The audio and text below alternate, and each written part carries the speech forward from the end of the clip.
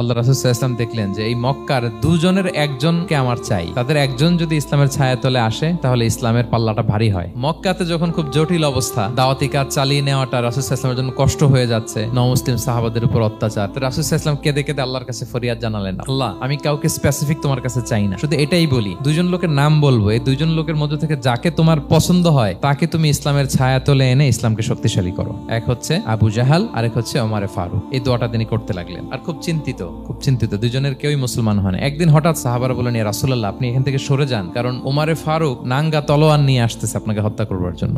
আল্লাহ রাসূল সাল্লাল্লাহু আলাইহি ওয়াসাল্লাম বললেন যে তোমরা সরে যাও। ঠিকই ওমরে ফারুক রাদিয়াল্লাহু তাআলা আনহু আসলেন, এসে তিনি তলোয়ার রেখে দিয়ে বললেন, আশহাদু আল্লা ইলাহা ইল্লাল্লাহ ওয়া আশহাদু আন্না মুহাম্মাদান আবদুহু ওয়া রাসূলুহু। আমি সাক্ষ্য দিচ্ছি আল্লাহ ছাড়া কোনো ইলাহ নেই এবং আপনি আল্লাহর প্রেরিত বান্দা এবং রাসূল। এই দৃশ্য দেখে রাসূল সাল্লাল্লাহু আলাইহি ওয়াসাল্লাম খুশি হয়ে গেলেন। রাসূলকে হ্যাপি করাই আল্লাহর কাজ।